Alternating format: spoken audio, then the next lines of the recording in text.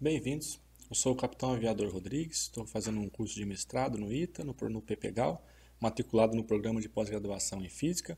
O objetivo desse vídeo é apresentar o nosso artigo que foi publicado no CIS 2022, com o título de Emprego da Mecânica Quântica na Caracterização Teórica de Novos Materiais Energéticos de Interesse Militar. Os demais autores do trabalho são o Major Lacla, do Departamento de Física, os professores Fritz e Renê, do Departamento de Química, e o professor Renê, do Departamento de Física, que é também o meu orientador. Então aqui eu trouxe um esboço geral do nosso artigo, tem bastante texto, pouca imagem, então a ideia dessa apresentação foi fazer o contrário, trazer bastantes imagens e explicações e pouquíssimo texto. Para isso eu vou seguir um roteiro que é exatamente as seções do artigo. Então, caso falte alguma explicação mais textual, é bem fácil de encontrar seguindo com o artigo completo, se possível.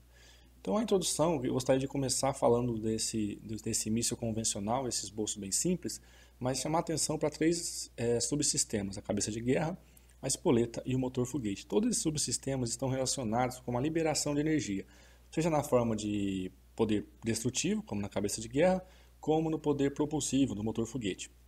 Esses materiais que armazenam energia nas suas ligações químicas para posterior liberação são chamados materiais energéticos. E a forma como vai ser liberada essa energia permite ainda classificá-los em três tipos principalmente: os explosivos, os propelentes e os pirotécnicos. Então, os pirotécnicos e propelentes eles vão queimar na chamada deflagração, uma queima mais lenta e controlada, enquanto os explosivos eles vão ser uma liberação de energia muito rápida em termos de microsegundos.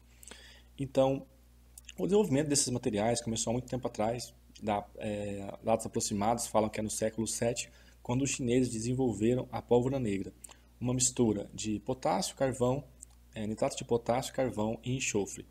E ao longo de muito tempo, o desenvolvimento não só de materiais energéticos, mas de materiais como um todo, foi baseado em experimentações, ou seja, além do risco, conforme mais complexo se tornou esses materiais, mais ainda se tornou caro. Com o surgimento dos computadores eletrônicos, foi possível obter métodos para resolver problemas físico-químicos, na chamada química computacional, que é justamente usar a ciência da computação para resolver alguns problemas físicos. Então, se por um lado houve grande desenvolvimento nos materiais energéticos, também houve grande desenvolvimento no poder computacional.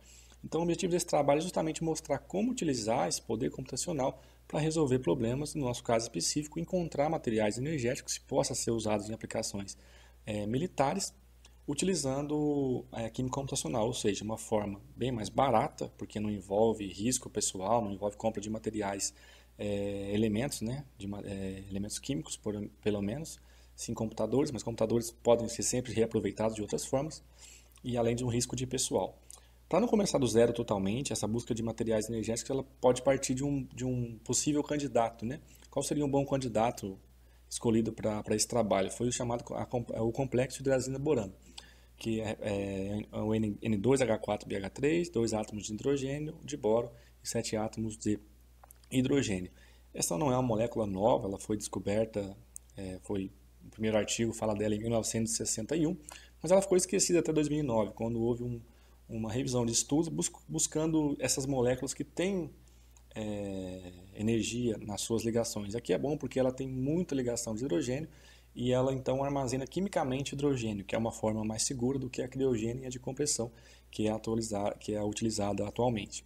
Além disso, em termos militares, ela também chama atenção porque esse radical aqui, o N2H4, é justamente a hidrazina, que tem um bom desempenho, fez bastante sucesso como um bom propelente, embora, claro, sabemos dos problemas, né, de toxicidade, mas talvez essa inserção do grupo borano pode estabilizar melhor a molécula no quesito de toxicidade, então por isso que também é importante fazer essa investigação, porque ela já foi classificada como tendo esse potencial energético, e a gente tem o sucesso ali o relativo sucesso da molécula de hidrazina como propelente.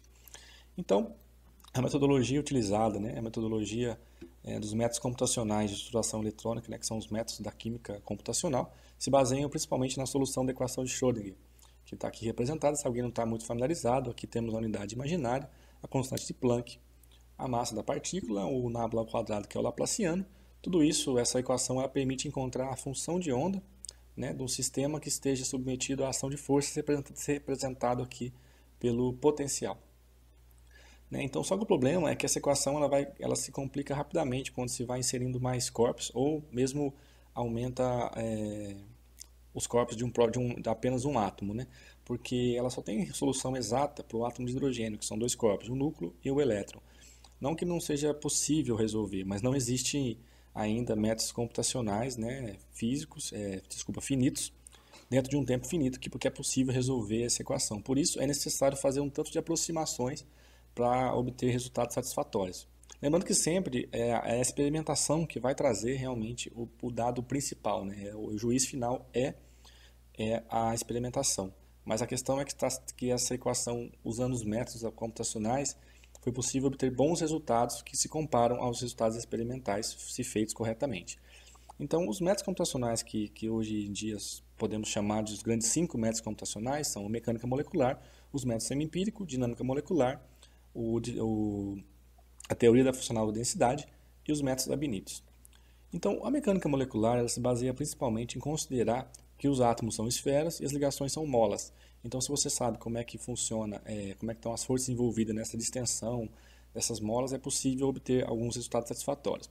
Já os métodos semi-empíricos e os métodos ab-initio, eles se baseiam também na equação de Schrödinger, aqui numa outra representação mais curta. E a diferença entre os dois é que o método ab-initio ele vai usar apenas a mecânica quântica, apenas a teoria mesmo para resolver essa equação. Enquanto os métodos semi-empíricos, eles podem acrescentar dados empíricos mesmo, experimentos, ou mesmo alguns outros dados que ajudem nessa solução, mas não usam apenas a teoria. O DFT, a teoria funcional da densidade, ele também se baseia na equação de Schrödinger, é um método ab-initio por isso, só que ele não vai calcular a função de onda, ele vai derivar diretamente a densidade eletrônica. E por fim, a dinâmica molecular, ela vai considerar uma molécula e vai aplicar algumas leis de movimento para ver como é que ela se comporta sob a ação de forças. Aqui apenas para ter uma noção, é um pouco subjetivo, porque depende do sistema, mas podemos classificar assim, a mecânica molecular como um custo computacional muito baixo e vai aumentando até o cálculo ab-initio, que é o muito alto. Mas a investigação então de um novo material energético, qual seria o melhor método para aplicar? Então acabaria que a mecânica molecular e os métodos semi-empíricos não teríamos bons parâmetros, então não seriam confiáveis. E a dinâmica molecular, eu não tenho ainda muitos dados dessa molécula, como é que eu vou aplicar, né? Eu preciso de saber os dados para conseguir aplicar as equações as formas de movimento aqui. Então acaba sobrando os DFTs e os métodos ab-initios aqui. A grande questão é que o ab-initio ele tem um custo computacional maior e eu conheço a equação no método ab-initio, então eu sei onde está o erro, por isso é um método mais confiável. E o DFT também é um bom método, mas por isso, por eu não conhecer a equação, eu não sei onde é que eu estou errando. Por isso a ideia é qual? Eu faço um cálculo ab-initio, que tem um custo mais elevado, mas é mais confiável. Depois faço um cálculo DFT e vejo qual se aproxima mais do cálculo ab-initio. Para depois então eu usar esse DFT que mais se aproximou, para quando o cálculo se tornar impraticável usando o método ab-initio, eu já tenho esse DFT definido. Então nesse trabalho a gente utilizou os métodos ab-initio, teoria da perturbação de Mollet-Plesset, no caso a perturbação de segunda ordem, e o método Couple Cluster, então não dá tempo de explicar sobre cada um deles aqui, mas são métodos ab-initios. A gente usou dois DFTs, que é o M062X e o ômega B97. Além disso, existem também os conjuntos base. São conjuntos base, eles vão praticamente transformar as equações parciais do modelo em equações algébricas que possam ser resolvidas computacionalmente. Aqui nesse caso o x pode ser dupla, tripla ou quádrupla zeta. Isso aqui está relacionado com os orbitais de valência. E serve também para fazer uma projeção dessa função de onda. Então, agora trazendo para a gente poder utilizar isso praticamente, né, militarmente falando, vou fazer um cálculo de equilíbrio químico. Por quê? Porque é muito importante definir qual o isômero mais estável dessa molécula, saber qual é a molécula mais predominante, justamente porque a densidade vai definir muitos parâmetros de projeto. Então, só relembrando aqui rapidamente sobre o equilíbrio químico, né, o equilíbrio químico ocorre quando a velocidade da reação direta da reação inversa são iguais, então a concentração não muda. Com isso eu consigo achar uma constante de equilíbrio entre a concentração da substância elevada ao seu coeficiente estequiométrico. E se essas substâncias são gasosas, eu consigo também explicar, dar um coeficiente em relação a essas pressões parciais. Nesse caso ela é chamada de Kp e se relaciona com o Kc da seguinte forma, onde aqui o R é a constante dos gases, o T é a temperatura, e ΔN é a diferença entre a soma dos coeficientes estequiométricos do produto menos a soma dos coeficientes estequiométricos dos reagentes. Além disso, o Kp também se relaciona com a energia livre de Gibbs, que vai ser muito importante na hora do cálculo termoquímico, é a partir daqui que vai ser possível encontrar qual a molécula predominante numa amostra.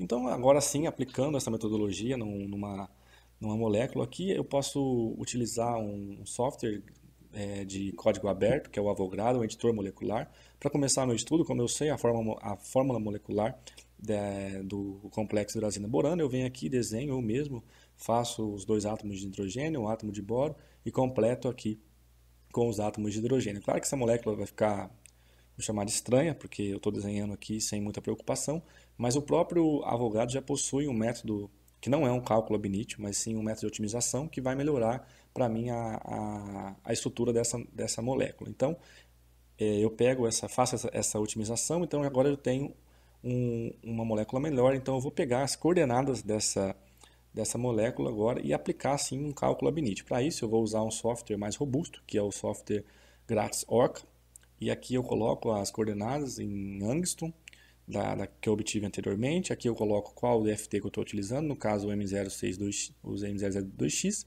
com o conjunto base de Dani, faço pedindo para ele fazer uma otimização de geometria. Esse NumFrec tem a ver com o cálculo de Hessianas. Aqui são alguns parâmetros computacionais, e com isso ele vai melhorar para mim a estrutura dessa molécula. Então podemos ver aqui que já teve uma alteração. Então é interessante notar como que ao longo do processo de eu desenhar a molécula no Avogadro e eu fazer a otimização dessa molécula no próprio software Avogadro e depois realizar no Orca, como foi mudando. Por que isso é tão importante? Porque já que eu estou fazendo um estudo que eu vou calcular as propriedades termoquímicas, eu não vou fazer, a princípio, uma experimentação. Essa é a vantagem. Eu quero obter os dados sem ter que ir para o laboratório, apenas fazendo simulações computacionais. Então eu preciso começar com a molécula mais confiável possível, do que representa possivelmente a realidade. Então, mas tem um pequeno problema também aqui, porque esses softwares, esses métodos aplicados nos softwares, eles vão fazer encontrar a geometria mais estável, mas eles vão calcular a mais próxima do chute inicial que eu dei, né? Então, não quer dizer que essa aqui seja a mais estável, por isso é importante também fazer a busca de isômeros. Para isso, aplicando um método também ab initio, a gente fez a rotação desse grupo NH2, também fizemos a rotação do grupo BH3 através de uma varredura da molécula, mas não foi possível, não encontramos isômeros estáveis realizando essa rotação aqui, apenas essa, onde apareceu esses dois isômeros, alfa e aqui chamado de beta. Depois disso, foi feito um novo cálculo ab initio, onde calculamos as energias eletrônicas, né, dessas moléculas, e agora sim podemos fazer o que estava na metodologia, de utilizar o cálculo ab initio como parâmetro para ver qual DFT melhor se aproxima. Nesse caso, o mais confiável é o Couple Cluster de quadrupla zeta, o que melhor se aproximou foi o ômega B97. Então, para o cálculo de equilíbrio, eu vou utilizar o DFT ômega B97. Então, relembrando agora o equilíbrio químico, como são isômeros, são as mesmas substâncias no reagente do produto. O ΔN, que é aquela diferença dos coeficientes estequiométricos, vai ser zero, e o meu Kp é igual ao Kc. Com isso eu relaciono diretamente com a energia livre de Gibbs, então eu vou utilizar agora um método ab initio para calcular essa energia de Gibbs e fazer essa conta da constante.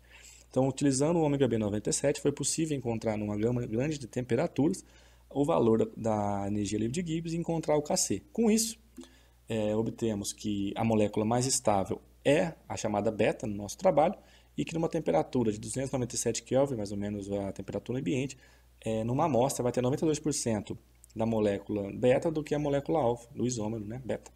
E a 1500 diminui para 58, ainda permanecendo acima. Então foi possível, com um simples cálculo computacional, encontrar já um parâmetro de projeto importante, que vai se relacionar com a densidade, né, e tudo que isso acarreta. Algumas considerações finais. Então, aqui nesse artigo, a gente tentou mostrar como a mecânica quântica, aqui representada pela equação de Schrödinger, aplicada nos métodos computacionais que tentam resolver essa equação para encontrar a função de onda e descrever corretamente substâncias e novos materiais energéticos, sempre pensando na aplicação militar. No caso específico desse trabalho, foi feito um estudo da molécula de hidrazina-borano, mostrando como um simples cálculo ab initio e aplicando a metodologia correta é possível obter o isômero mais estável, que vai se relacionar diretamente com parâmetros de projeto, Então, esse trabalho continua em curso, né? Eu ainda vou finalizar o mestrado, vamos pesquisar bastante sobre essa molécula, fazer um procedimento de protocolo atualmente usado nesse tipo de pesquisa, onde vamos rotacionar diretamente essas moléculas, buscando os seus isómeros mais estáveis, também considerar os modos de torção e no fim também fazer cálculo de cinética para ver como ela se comporta quando envolvendo reações, né? Então eu agradeço a atenção de todos, deixo aqui o e-mail dos demais participantes do trabalho, caso alguma dúvida mais específica, fico à disposição.